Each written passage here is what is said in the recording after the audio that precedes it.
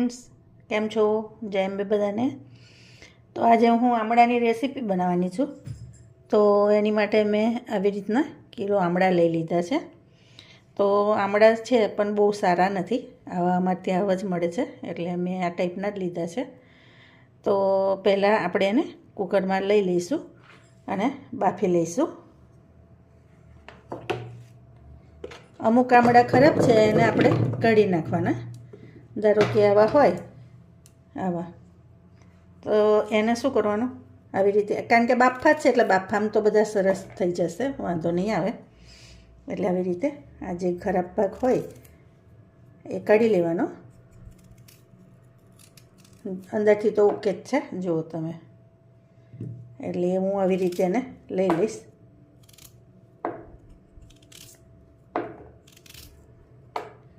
બરાબર. તો આ કિલો છે આમળા. હવે એને આપણે, મેં ધોઈને રાખ્યા છે, એમાં હું પાણી એડ કરી દઈશ. હવે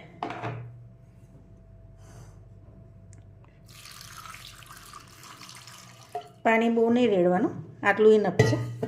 હવે આને બંધ કરીને ફક્ત 2 વિસલ કરી લઈશ.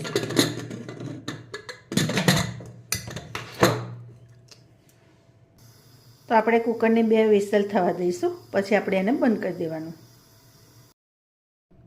તો ફ્રેન્ડ્સ, જો આવી રીતે આમળા બધા ઠંડા કરી લીધા છે મેં કાઢીને.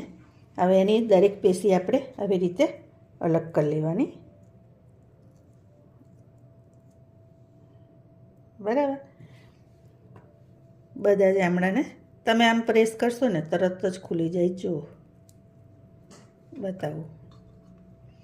આમ હોય ને તો આમ પ્રેસ કરો ને એટલે બધી જ નીકળી જશે.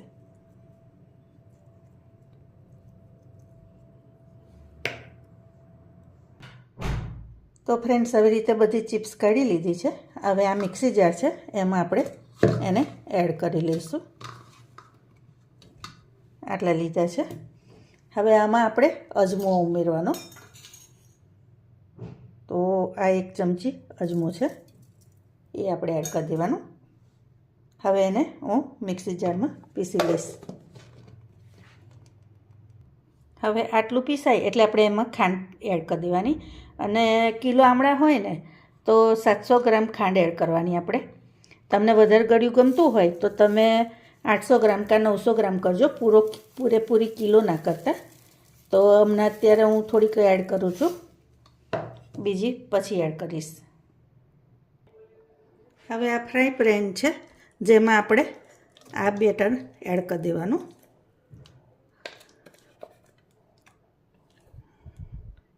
આવી રીતે હું બીજું બાકી છે એ પણ પીસી લઉં. હવે પહેલાં જે પીસવા લીધું ને એમાં અજમો એડ કર્યો હતો. હવે આ છે એમાં આપણે જીરું 1 ચમચી અને ઉપર થોડુંક એડ કરી દેવાનું. અને આ જ ટાઈમે આપણે એમાં સંચળ પાવડર પણ એડ કરી દઈશું. તો સંચળ તમને વધારે પસંદ હોય ને તો થોડુંક વધારે એડ કરજો, બાકી 1 ચમચી ઇનફ છે. હવે આને હું ફરી પીસી લઈશ.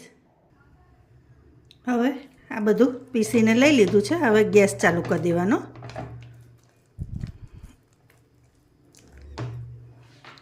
આમાં તમે જોયું કે મેં અજમો 1 ચમચી નાખ્યું, જીરું નાખ્યું, ખાંડ નાખી. હવે આ થોડોક ચાટ મસાલો, એ બધું જ આ શેકવામાં જ હું એડ કરી દઈશ. હવે એને હલાવતા રહેવાનું.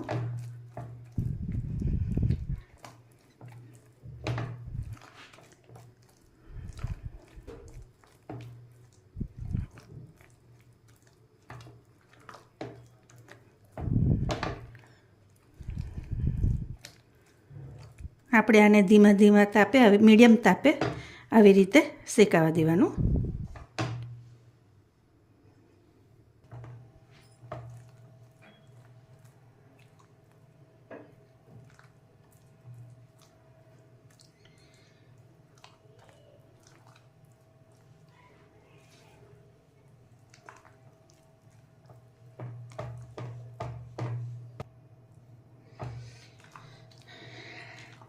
તમે જ્યારે આ બનાવો ને ફ્રેન્ડ્સ, ત્યારે તે વખતે તમારે મીઠું, ગળપણ જે કંઈ એડ કરવું હોય ને તો આ વખતે જ કરી દેવાનું, પછી કરશો ને તો પછી મજા ના આવે. એટલે અત્યારે તમે થોડુંક ચાખીને એડ કરી દો ને તો ચાલે. એટલે તમને પણ કંઈક સંચળ મીઠું મેં હજી જો કે એડ નહીં કર્યું, પણ તમારે કરવું હોય તો તમે કરી શકો. અને પછી એને આવી રીતે થવા દેવાનું. આને થતાં વાર તો લાગે જ, એટલે થોડીક ધીરજ રાખવાની. અત્યારે તમે સાચું નહીં માનો પણ એની ફ્લેવર એટલી સરસ આવે છે ને અંદર, બહુ સરસ ફ્લેવર આવે છે. આ ખાવામાં પણ બધી કેન્ડી કરતાં એકદમ અલગ કેન્ડી લાગશે તમને. જે બીજી બધી ખાવ છો એના નોર્મલ બનાવો આમળાની એની ખાવ ને એના કરતાં.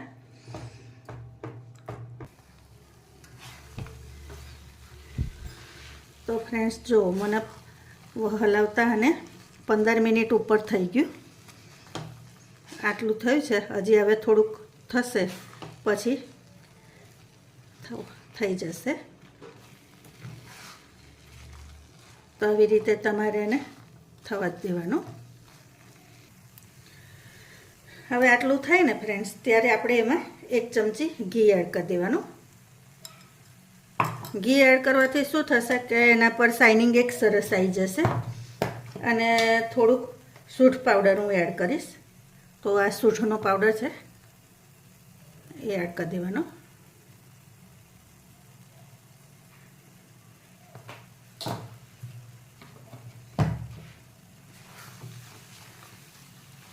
હવે આપણે એને ફરી મિક્સ કરી. હવે આ 5 મિનિટમાં થઈ જશે. બધું થવા જ આવ્યું છે. આવી રીતે તમારે બરાબર હલાવી લેવાનું એને.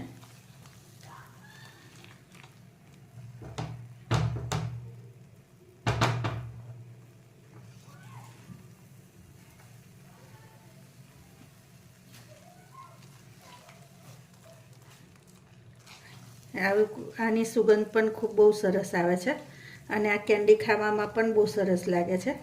આમેય એ વિટામિન સીથી ભરપૂર હોય છે આમળા, તો આપણી આંખો માટે, વાળ માટે, શરીર માટે આમેય હેલ્ધી છે. તો તમારા બાળકો નોર્મલ ના ખાતા હોય તો તમે આવી રીતે બનાવી શકો. તો આની રીતે કેવું છે કે એ હોશે હોશે ખાઈ પણ લેશે. બીજું કે તમે આની જગ્યાએ ગોળ, ખાંડની જગ્યાએ ગોળ વાપરો હોય ને તો પણ ચાલે, સુગર ફ્રી વાપરવો હોય તો પણ ચાલે.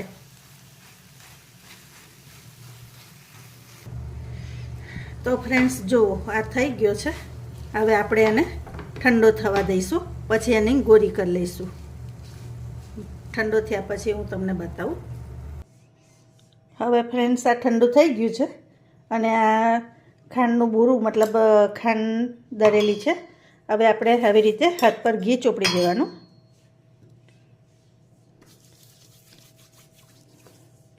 અને આના નાના નાના સાઈઝ તો તમને જે ગમે એ રીતે આવી રીતે ગોળા લેવાના.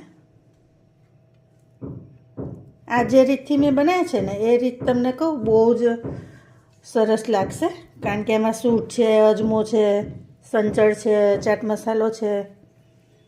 તો ખરેખર બહુ સરસ લાગે છે. તમે એકવાર આવી રીતે ખાસ ટ્રાય કરજો.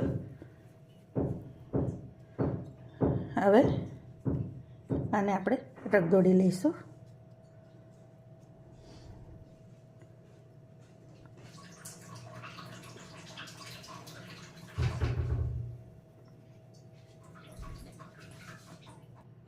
તો જો ફ્રેન્ડ્સ આવી રીતે આપણે ગોળી કરવી હોય તો ગોળી કરી લેવાય, કાં તો આ થાળી જ આવી રીતે ગ્રીસ કરી લેવાની અને એની ઉપર આ થોડુંક બેટર એડ કરી દેવાનું આવી રીતે.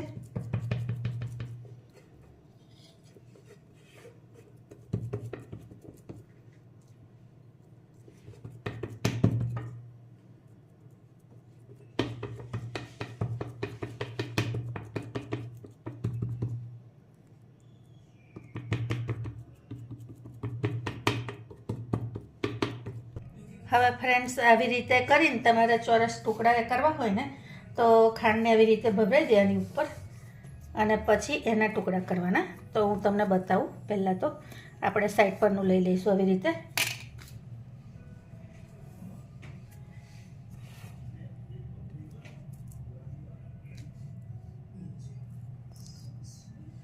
આ લઈ લેવાનું આવી રીતે સાઈડ પરથી, અને પછી તમારે જે સાઈડ નાની મોટી ગમતી હોય ને એની આવી કેન્ડી બનાવી દેવાની.